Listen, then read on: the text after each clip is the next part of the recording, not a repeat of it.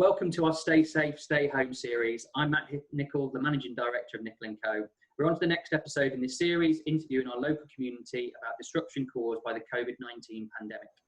In each episode, we're going to give people a voice to discuss their challenges, share their experiences, and explain how they're dealing with the crisis. In today's episode, we're interviewing Ian Hatfield, the owner of Graphics for Business, better known as G4B in Droitwich Spa. Thanks for joining us, Ian. Thank you. Lovely to be with you. Right then, so let's get underway with some questions. So obviously this all came in quite quickly, caught a lot of people off guard. What were the unique challenges that it kind of caused for your business when the quarantine was proposed and brought in? Well, initially, basically complete mayhem because we are a local sign company, but the majority of our work is exhibition event.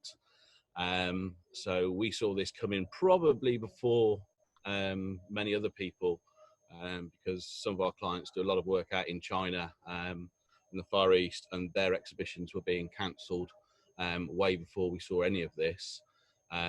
So we've still got graphics on the deck here from months ago. So yeah, it's had a devastating effect on everybody really. But obviously the exhibition and event trade has ceased and will continue to cease because of COVID-19.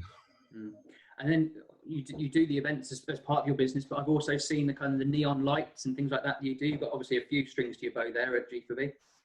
We're a very versatile company, and I'm a bit of a geek really. I think I'm known as the sign geek. If there's anything weird and wonderful people want producing, they come to us or me. To look at. We've been involved in LEDs for a great many years and have a lovely range of products that we've been utilising in the exhibition and display market for a while, and we will soon be launching to the home market as well. We've got some fantastic products. Obviously, everybody's kind of jumped on the neon bandwagon, but proper neon is unsafe. So yeah, we've got the not neon, which is a flexible LED, which can be used in many, many more environments. Obviously is a lot greener and safer because it's low voltage, as well as all of the other products, the normal sign and display, trays, posters that you would associate with display. So you've adapted your business significantly, and one of the reasons I wanted to get you on to be interviewed on this podcast is this Monty campaign and the PPE equipment that you've been able to produce. So can you tell me a little bit more about what you have been doing since the lockdown was imposed and what you've been able to do with your business and how you've been able to help others? Well, yeah, we found very quickly, obviously I mentioned that work kind of petered out because of all the events, and as a business we've got various bits of kit. We've got laser cutters, we've got knife cutters, we've got CNC cutter, obviously we've still got all the printers, and they were sat there doing nothing. And it all started by me making a kind of joke video with a face visor, and then I actually got to thinking about this, what can we actually do? And obviously with the rise of the PPE shortage, I thought that we could actually help. So we've got some really good talented guys here. We looked at what was out there on the market and reiterated it and tested it until we got a product that we felt was viable. Got a few people to look at it, and we came up with our version of the face visor or face shield as it's known, and started producing them. So all my guys, bar one, are furloughed. So just so we could keep the sort of day-to-day business that was coming in running, and then another local guy has come in and volunteering his time and set up the production of the face visors. Quickly snowballed, to be fair. We realised that there was a huge demand for this, and obviously as a small business with very limited income now, we set up a fundraising campaign on Just Giving. Obviously, we know quite a number of people around this area. Obviously, we had the ability to print floor graphics and posters and stickers, which we promoted in all the local businesses, where we also distributed various face visors to help them out. and quickly we raised an awful lot of money. And I must say thank you. One donor of £14,000 anonymous. I mean, who are you? Oh, really? Still don't know. We still don't know, but what, and through all of this, it just kind of shines through that people's generosity. Okay, that's a great lump, but we've raised a huge amount of money, which has enabled us to buy the material, which is in short supply. But we have very good relationships with our main suppliers, and they found out what we're doing, rather than some of the other companies out there doing it for profit. Right. We've done it to keep the lights on and keep ourselves busy, and for the main reason, help, really, because we shouldn't, as a country, have been in this position with this kind of shortage of PPP. So we've adapted and used our skills to innovate our version of the mask and get it out there. And so we were talking about how it's taken some coordination, because you run a team there at G4B, but you've had to extend out and you've got a few more people working with this now. So it, again, through demand, it quickly snowballed, and I got in touch with companies that I knew. One was my ex boss from over 20 years ago.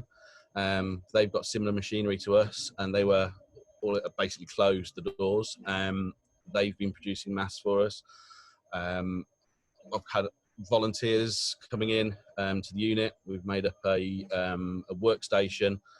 We've had Spar Eagles, Droitwich Rugby Club have been doing stuff. We've got Mazaki involved. We're talking to Kimmel now. We've got a guy up in Stoke-on-Trent, Model and Scenic. He heard about us through one of our suppliers, and he's been cutting visors for us. And then we've been making small packs up to people who have been self-isolating, and sending them out to them, and they've been assembling them for us. We bring them back, check them over, and clean them, sanitize them, and then box them up and send them out. So, I mean, only yesterday we had 1,100 visors go up to Stoke-on-Trent with contacts that Peter from Model and Scenic had made.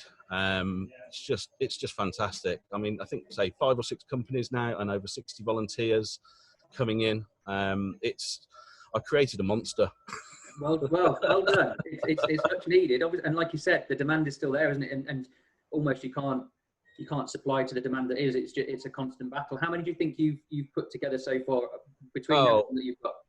Over 5,000 now, and it's we're still going. One of my frustrations was dealing with the local NHS trust. It took a while to get them in front of them. They have approved them in theory, but they said they didn't need any because they'd got enough PPE.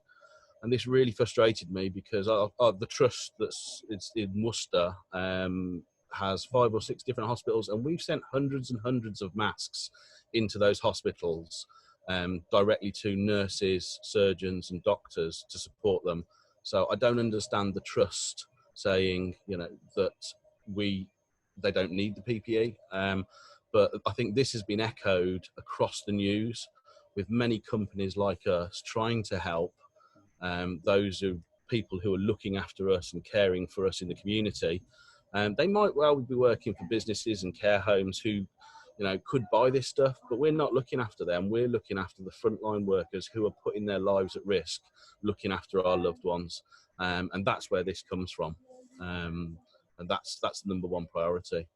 Brilliant. All right, it really is amazing, and I'm sure on behalf of everyone that's going to be watching this, and for those that kind of know you locally as well, they'll really back you on going out there and doing something that you have created a beast, but it needs someone like you to kind of run and manage it. And what you're doing is fantastic. So from all of us, thank you ever so much. Talking about the fundraising that we were discussing, I see a picture of Monty behind.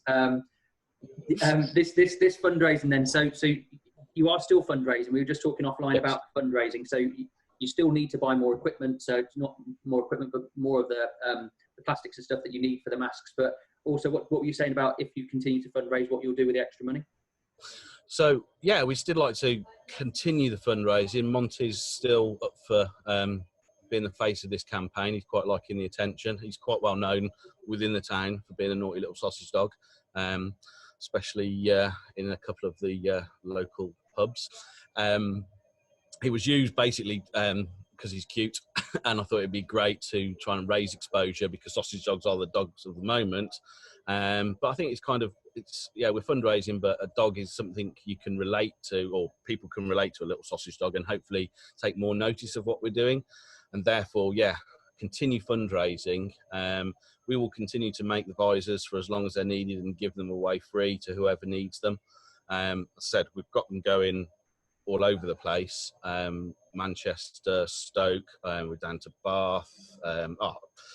My coordinator is not here to answer where exactly we sent them. I'm just making sure they get out. But after this, we still want to continue to fundraise, because my aim has always been, at the end of this, any money that's left over that hasn't been used, we want to donate to charity, whether that be St Richard's Hospice, Primrose Hospice, Acorns, because these charities have had their fundraising absolutely devastated by this. The shops are closed, so they can't obviously gain any revenue from that. And a lot of the events that we so much enjoy going to, golf events or social events, they can't do that to raise money. So anything we can do to raise money for these local people. I mean, I've personally been involved with St Richard's Hospice, and they do a wonderful job, absolutely wonderful. And it costs a huge amount of money to keep those places running. They get very little funding from the government, so it's important that we support them as best we can. Fantastic. And as I mentioned to you, I was out for my walk earlier and I saw one of the Monty stickers on the back of a car. They've been on the floor in the shops to make sure that people keep their distance and bits and pieces. Yeah. So how has Monty adapted to the fame? I heard he's had a lie-in this morning. He's not even bothered to come on this show. Yeah, it'd be nice to have got him here this morning, but unfortunately, he's... well, there's things with sausage dogs. If it's even looks like rain, they won't go outside. But yeah, he's a lazy little sausage. I think he's worn out. I mean, he's been answering the phone and everything. Oh, good. And generally doing a bit of recycling by shredding used parts. Fantastic. So going back to business, because you're a business owner there as well, like I am, and that comes with its own challenges. How have you kind of preserved the sense of being a team within G4B? Because I've seen on people's social media, saw the team, and they won't be doing it today, but they're all outside on a long bench table, working together on their own little workstations. How have you kind of preserved that sense of being a team? Well, G4B team, and I have got the best team. The guys have given their time now, working voluntarily, amazing. But as I said, it's not just G4B. We've got so many other people involved in this. The G4B team has been extended massively. Obviously, the main core of G4B staff, we've been video conferencing. We're constantly on WhatsApp talking to each other. They've been great, but I'm overwhelmed by the support that we've had from our exterior team. Everybody. I mean, we couldn't actually keep up with production for visor parts for people to assemble at one point. It's just been fantastic. So we've had some great weather. So we've obviously safe distancing, moved that outside, because they're all mobile benches. And that, I think that the image you're showing would have been the Spar Eagles.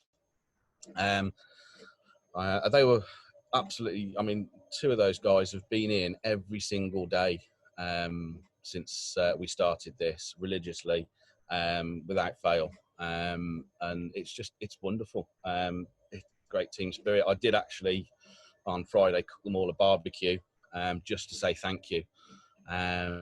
So we enjoyed the sun. We had a bottle of Corona because I thought that'd be quite fitting. I made them some burgers, and it's all about saying it's their generosity with their time is enabling, not me, this is a team effort it's just people's generosity has created that team, and their willingness to help. It's just been overwhelming, really. Fantastic. So have you learned anything from the experience that you probably, might, when the lockdown's lifted or with restrictions in place, the lockdown gets lifted? Is there anything you can kind of see you're going to adapt your business? Anything you can do more of or less of as a result? We're going to do less of exhibition and event graphics for the foreseeable future. That's definitely. Yeah. As far as the business, we're going to have to evolve. Yes, we are a sign company, and people will need signage. Obviously, our focus throughout this is in the visors for protecting people. As we come out of this, we're now looking at a range of, well, we'll continue to make the visors and distribute them on our website, but we've got a lot of hand sanitizing units. I'm currently in talks with a Manchester company who is got some very good hand sanitizer and making units that can go into pubs and gyms and clubs where there's no contact. They're small units, they can be branded. We can do sneeze screens. I think I've just had an inquiry through the high school. I forgot to mention the high school. They've done a fantastic job. We've dropped some material into them as well. So great thank you to them. Yeah, for small businesses now, looking at the exit and the sort of reopening of business. And it's how we can help them. We're a local company. Yes, we've got to make a profit, but we want to do this to enable everybody's safety and continue this. We have the technology and the staff to adapt to this. They might be sneeze screens and display hand sanitizer units, but they're still display, really, because they will be used for displaying the signs to keep people safe, and also branding and messages from those particular companies where they go. Yeah, it's funny. I mean, I've only this morning had an exchange of emails with my directors about sneeze screens, actually, because it's essentially it's a perspex screen that kind of slots together, I guess. Is that fundamentally We've how got it a is? number of different items. We're working again. We work with our manufacturers. We try and look at an environmental side of things. We're already seeing the impact of the gloves, latex gloves and vinyl gloves being discarded without regard. All of these face visors, we've tried to use PETG, which is recyclable, and polyprop on our visors. We've had to use a little bit of PVC on them when we first started making them, because that was all that's available. But all of these bits can be recycled, and this is the way we want to go with our screens. So we have got, for small independent shops who haven't necessarily got a budget, we've got a recycled cardboard, reinforced cardboard option, which will just have a very thin, almost like a visor screen in it. We've got those templated up now, ready to go. We're just talking to a local gin company about doing some displays that they're going to send out. And then we're talking to, say, this guy in Manchester who has got a 24-hour hand sanitizer that actually barrier coats your hand, but he's having a great deal of interest because of this product and wants stands to go into pubs, clubs, to enable these places to obviously reopen safely. Wow. And on top of that, it's all the floor graphics, because once we get back to normal, some people may forget that social distancing is going to go on, so we've got to get the message big and bold everywhere, people's faces, just to stay safe. So I think we're ideally placed, really. Yes, it's a massive change for our business, but hopefully with the support that we've had and the people that we've got to know through these difficult times, we can evolve into something. We're not going to be a PPE company. We're always going to be a sign and display company.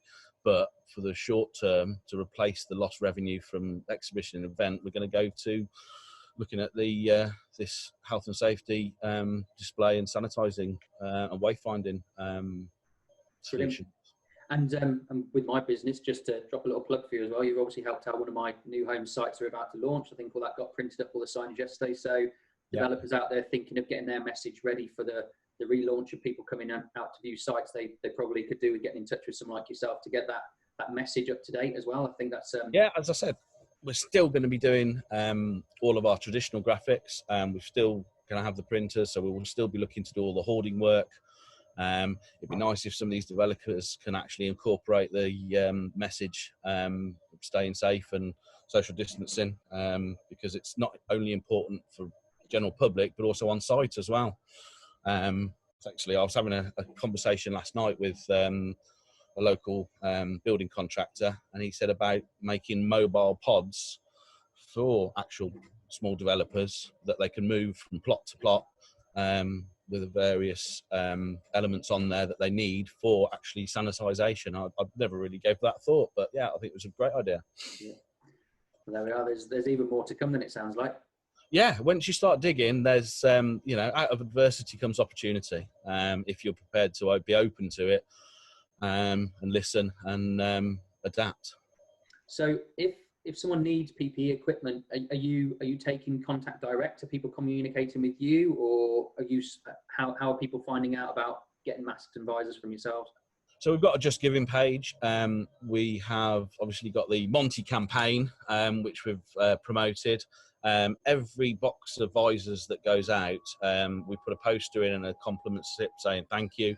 And we're just asking people to share it on social media, be that Twitter, Facebook, Instagram, LinkedIn, just because as far as the message goes, we can help people. And if people continue to share it, hopefully people will continue to donate and we can continue to give these masks away to the people who need them. That's brilliant.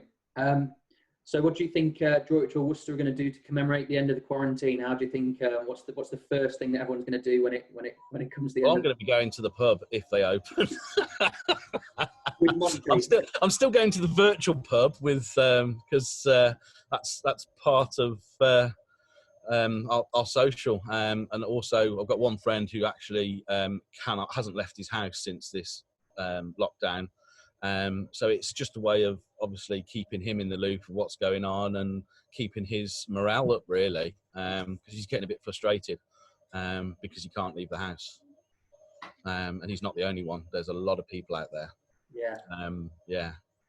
Definitely. And just before I move on to the next bit, because we've been thanking quite a few people. Worcester Warriors also came to your need when it was yes. Lanyard. Sorry, there's so many to mention, so many to thank. Yeah. But what were those lanyards used for? I don't know how many were in that box in the end, but there seem to be hundreds. But yeah, we literally got the ID card printer going in the background here at the moment.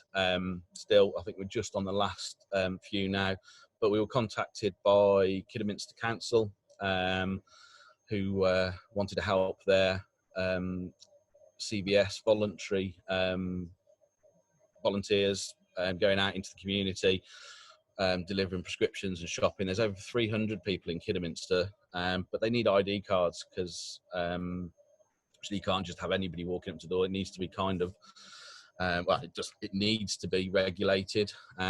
So this proof of ID, so they've come, nobody around here could do them. We just fortunately have an ID card printer. And I said, yeah, we'll help you out. But to reduce their costs, because it's been funded by the Police Commission and there's John Paul Campion anyways, the Crime and Prevention Commissioner or somebody. Police and Crime Commissioner. Yeah. Right, I'm going to do that bit again. Police and Crime Commissioner has given £50,000 to various charities and organisations, and the CVS is one of them, and to minimise their costs so they can concentrate on putting it to good use. I put a call out there to a few people, and it was you who responded, and you organised it and got the Warriors to donate the lanyards, which was fantastic because that's a huge saving for them in the grand scheme of things. And I'm sure it'd be nice for some of these volunteers. I'm sure some of them are rugby fans. It'd be nice for them to get a Worcester Warriors lanyard. Exactly. Yeah. Well, they deserve it for all the effort they're going to. Absolutely.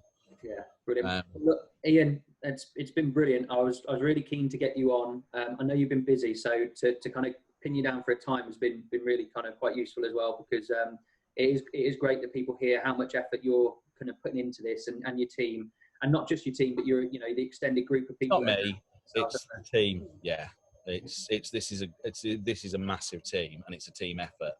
I've just sat here. I had the idea, and the team have made it happen. It's not me. Well, a huge well done to you and your team for the amazing work. Keep safe. Hopefully you can see firsthand what the team at G4B and also the extended family have achieved with the donations, but they do still need our support. If you want to donate, you can head to their Facebook page. Just simply search G4B on Facebook. Give them a follow whilst you're there so you can kind of keep up to date with what Monty's doing in terms of fundraising and see if he's putting any effort in himself. And also you'll see the link there to be able to go on and donate. We'll be back in the next few days interviewing another community member on how they're coping and adapting with the COVID-19 pandemic. All that is left for me to say is stay home, stay safe, and thanks for listening.